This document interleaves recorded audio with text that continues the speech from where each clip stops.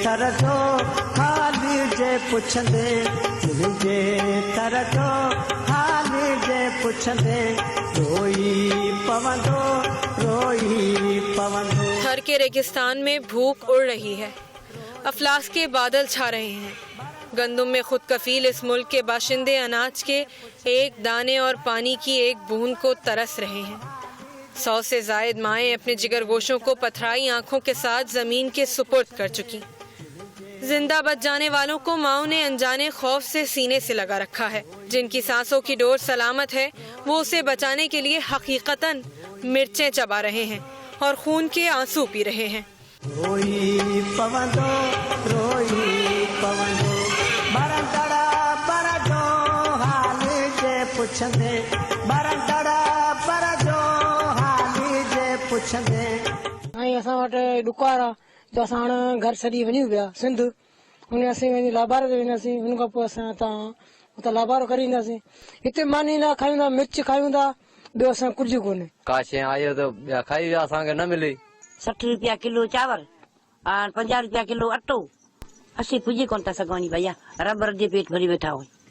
जिनमें इतनी सकत भी नहीं, वो हाँपते कांपते भूख और मुफलिसी के हाथों नंगे पैर अपनी धरती को छोड़ने पर मजबूर हो चुके हैं।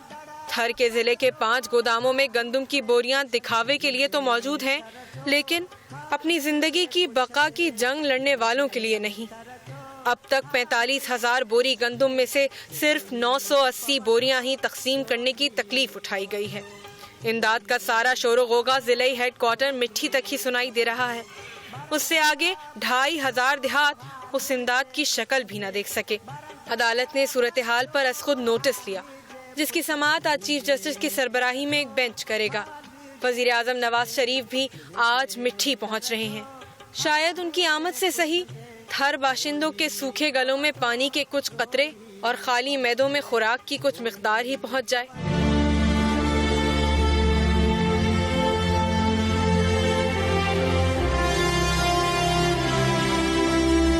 गाड़ियाँ लेकर चारने के लिए।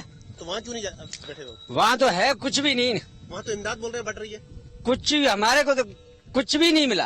असां कौन मिली है, तो आप क्यों जा रहे हो? आप असीं ईअं पिया जहाँ बुख मरता वञा पिया। कुछ कौन तो पंज हुकूमत तरफा कौन था, मजदूरी करे खाऊं था। तपती रेत, नंगे पाँव, भूखे पेट और मीलों का सफर, वो भी पैदल, इन्हीं को तय करना है। गफलत की नींद सोई हुई सिंध हुकूमत की इमदाद आखिर कब इन लोगों तक पहुँचेगी? क्या इनको भी जरिया माश मिलेगा? ये इंसानी अलमिये को जन्म देने वाले जिम्मेदारान के सामने सवालिया निशान है। औज़ु बिल्लाहि मिनश शैतानिर रजीम, बिस्मिल्लाहिर रहमानिर रहीम। अल्लाहुम्मा सल्लि अला सय्यिदना व मौलाना मुहम्मदिन व अला आलिहि व अस्हाबिहि व बारिक व सल्लिम व सल्लि अलैहि। अस्सलामु अलैकुम नाज़रीन, प्रोग्राम आलिम ऑनलाइन स्पेशल के साथ आमिर लियाकत हुसैन हाज़िर खिदमत है। जियो न्यूज़ की रिपोर्ट आपने मुलाहिज़ा फरमाई, मनाजिर आपने देखे। थर पार के मुख्तलिफ देहातों में जो ग़ज़ाई क़िल्लत है, इसकी वजह से सैकड़ों बच्चे अब तक जा बहक हो गए। 135 बच्चे 2 दिन पहले तक थे, अब ये तादाद 140 तक जा पहुंची है। और ये इंसानी अलमिया एक संगीन सूरत इख्तियार करता जा रहा है, एक ऐसे वक्त में कि जब थर के 4,200 देहातों में लोग भूख से मर रहे हैं। तवज्जो फरमाइएगा, 4,200 देहात गांव कह लीजिए, देहात कह लीजिए, वहाँ लोग भूख से मर रहे हैं। वहीं भूखों के सामने सिंध काबीना की मलाई बोटी, रेशमी कबाबों, चिकन टिक्कों, फ्राइड फिश और मटन बिरयानी से तवाज़ो की गई है। ये कल हुआ है। थर में वज़ीर आला साहब और उनकी काबीना की आमद पर ज़बरदस्त ज़ियाफ़त का एहतमाम किया गया। थर के लोग रोटी के चंद निवालों को तरसते रहे और ये खूबसूरत शामियानों में मुरग़्ग़न ग़िज़ाएँ उड़ाते रहे।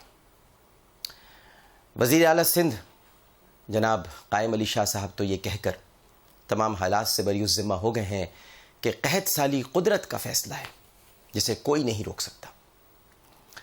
शर्मिला फ़ारूक़ी साहिबा फरमाती हैं कि ये बच्चे भूख से नहीं, बीमारियों से मरे हैं। मगर मेरी बहन, बहुत एहतराम करता हूँ उनका, مجھے بہت عزیز ہیں شاید یہ بھول گئیں کہ یہ بیماریاں بھی بھوک اور پانی کی قلت کی وجہ سے ہی پھوٹی ہیں. کبھی کبھی غلطیوں کا اعتراف بھی کر لینا چاہیے. ہر چیز کو جسٹیفائی کرنے کی کوشش نہیں کرنی چاہیے. ایک تھر پارکر کے مائی باپ ہیں, ان سے میرے بڑے اچھے مراسم ایک زمانے میں رہے اور ابھی بھی ملیں گے تو اچھی طرح ہی ملیں گے, لیکن میں حق کہنے سے نہیں چوک سکتا اور رک سکتا. یہ تھر پارکر کے مائی باپ کہلاتے تھے. یہ ہیں سابق وزیر اعلیٰ ارباب غلام رحیم صاحب. انہوں نے تو یہ کہہ کر ہی بات ختم کر دی ہے کہ مسئلہ اتنا سیریس نہیں ہے جتنا بنا دیا گیا ہے. ہاں صحیح بات ہے, 130-40 بچوں کا مرنا سیریس تو معاملہ نہیں ہے, سیریس نہیں ہے, غلطی ہے. ہاں آپ صحیح کہہ رہے ہیں, یہ سیریس نہیں ہے. کہاں ہوگا سیریس؟ حشرات مر گئے, جانور ختم, قحط سالی, لوگ مر, نہیں سیریس نہیں ہے, بالکل سیریس نہیں ہے. میں اپنے الفاظ واپس لیتا ہوں, بالکل سیریس نہیں ہے سر, یہ معاملہ سیریس نہیں ہے. اور ہمارے حکمران صرف بدعنوان ہوتے تو شاید ہم صبر کر لیتے, مگر یہ بے حس ہیں اور شاید انہیں روز محشر پر یقین ہی نہیں ہے, ورنہ کبھی ایسی باتیں نہ کرتے. وہ کہتے ہیں کہ چوری اوپر سے سینہ زوری, محاورہ مثل مشہور ہے, اور یہ جو رویہ انہوں نے اختیار کیا ہے یہ اپنا کر یہ متاثرین کے زخموں پر نمک چھڑک رہے ہیں.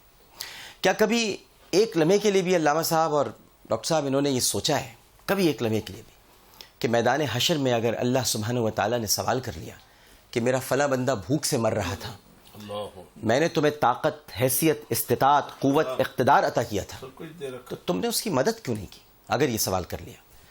کفن کے پردے میں چھپی یہ معصوم ناشیں چیخ چیخ کر کہہ رہی ہیں کہ جہاں احساس نہیں ہوتا وہاں انسان نہیں, گدھ بستے ہیں, گدھ.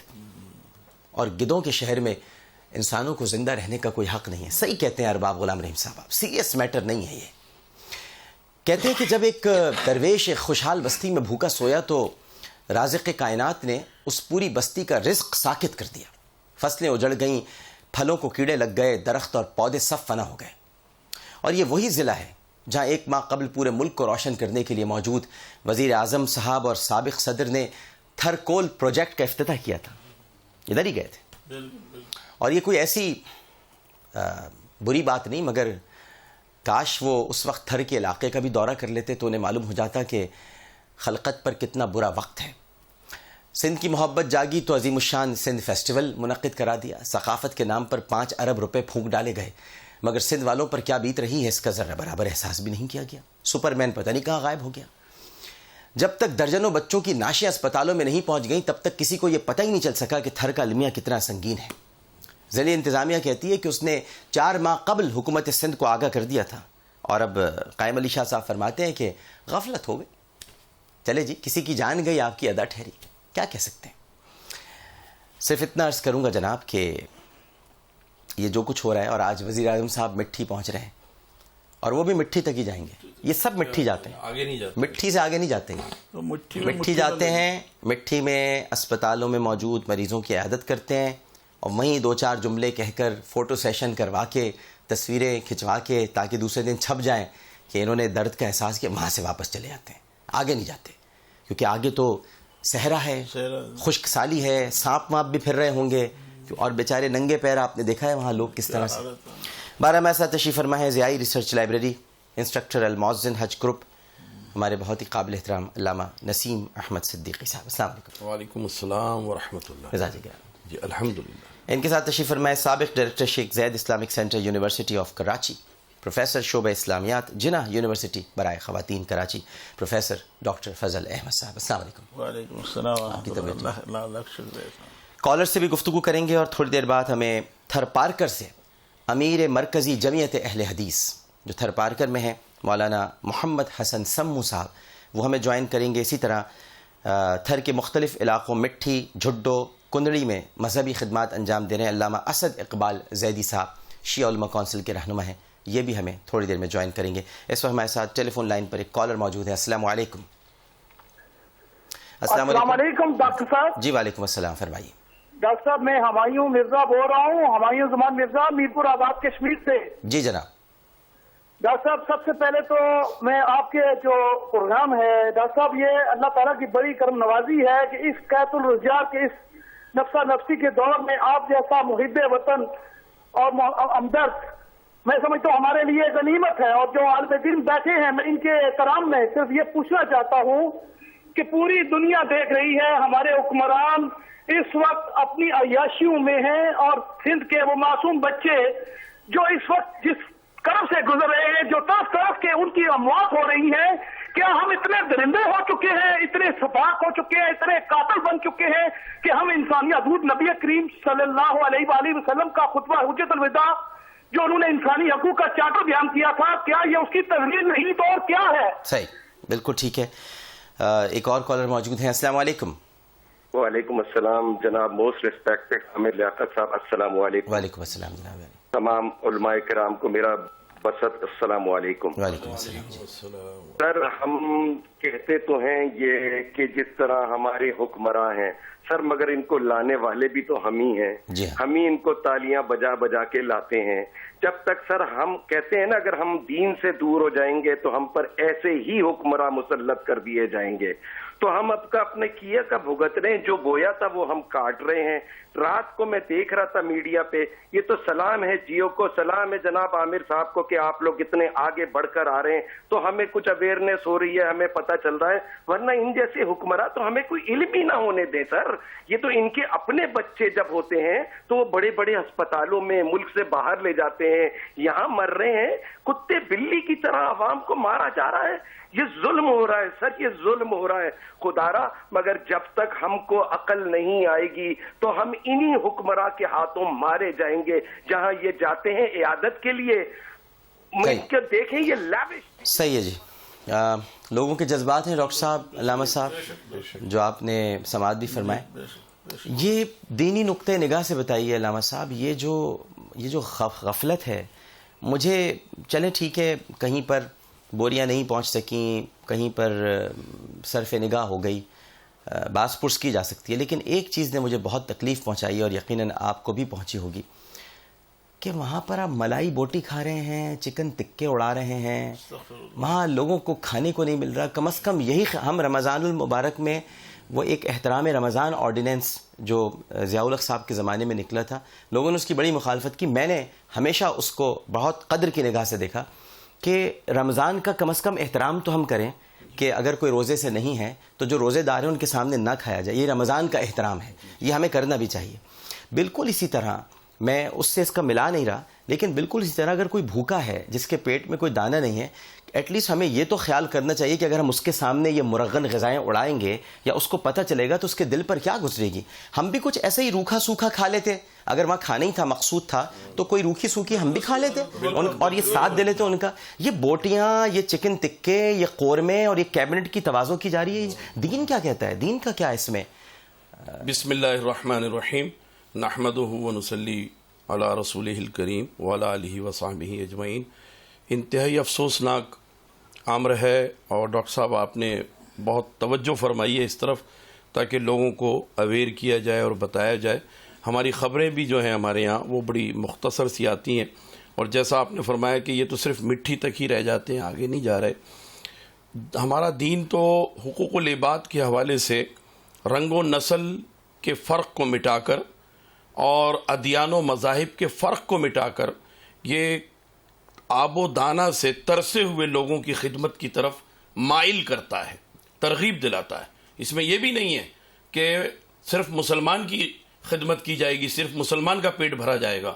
یہ تو سب کے لیے ہے, کیونکہ اللہ تبارک و تعالی جو رزاق ہے, وہ رب العالمین ہے, وہ سب کو دے رہا ہے. تو اس اعتبار سے ہماری یہ ذمہ داریاں ہیں.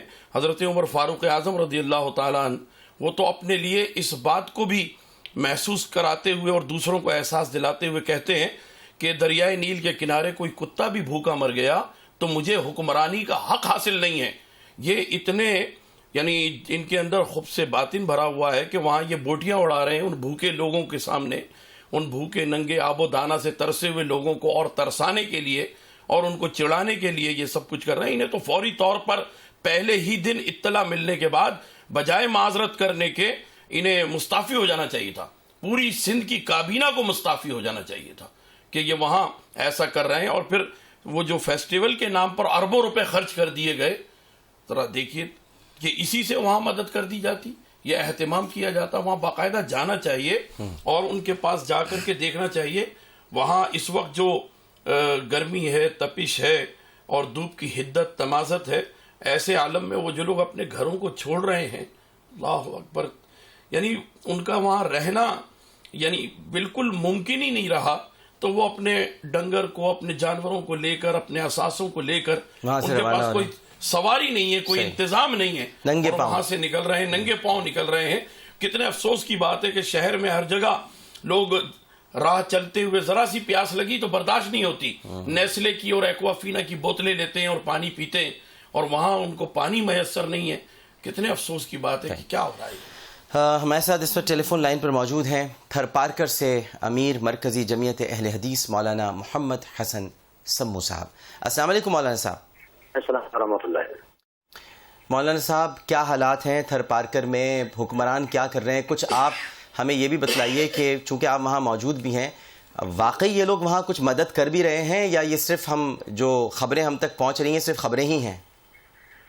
بسم اللہ الرحمن الرحیم.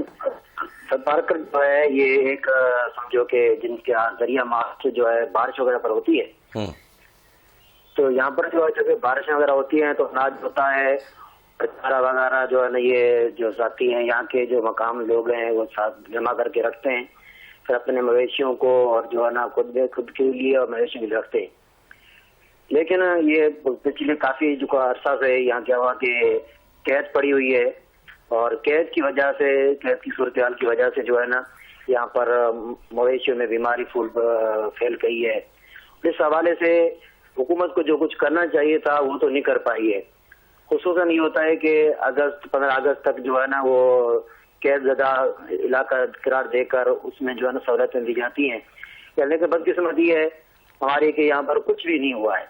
اور جو یہ اس وقت جو بھی کچھ آپ دیکھ رہے ہیں یہاں پر, یہ جو ہے آپ دوست کی بڑی مہربانی ہے, خصوصاً میڈیا کی اور آپ احباب کی, کہ آپ نے اس پر توجہ مبذول کرائی ہے.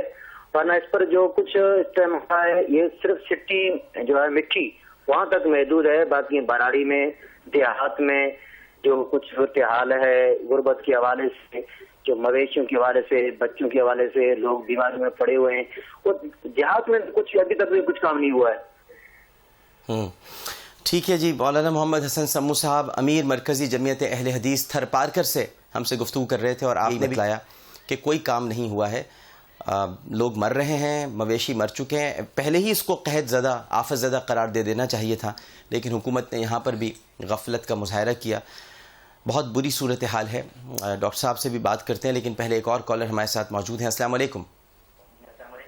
السلام علیکم عامر صاحب, عنایت ہے آپ کی کہ آپ نے شامل ہونے کا موقع دیا. جی میں حیدرآباد سے بول رہا ہوں, میں اپنا نام نہیں بتا سکتا, میری معذوری ہے. جی لیکن عرض میرا یہ ہے کہ یہ جو اموات ہوئی ہے پروٹین انرجی میل نیوٹریشن سے یا سیویئر ایکیوٹ میل نیوٹریشن سے, یہ صرف تھر پارکر تک محدود نہیں ہے.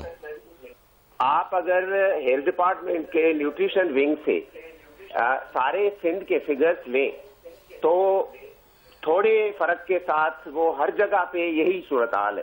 صحیح, بہت شکریہ جی, بڑی مہربانی آپ کی. یقیناً ایسا ہوگا, لیکن ہمارے اس وقت فوکس تھر پارکر ہے کیونکہ وہاں پر حالات بہت خراب ہیں اور 140 بچے وہاں پر جاں بحق ہو چکے ہیں. 1000 سے زائد بچے مزید لائے گئے ہیں مٹی کے اسپتال میں, جو اپنی ماؤں کی گود میں شاید اللہ تعالیٰ انہیں سلامت رکھے, لیکن کسی مسیحا کے منتظر ہیں کہ کوئی آئے اور ان کو صحت یاب کرے.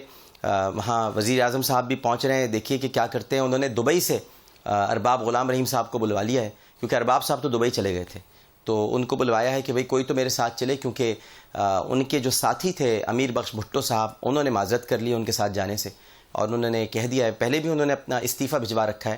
وہ مشیر ہیں اور ممتاز علی بھٹو صاحب کے صاحبزادے ہیں.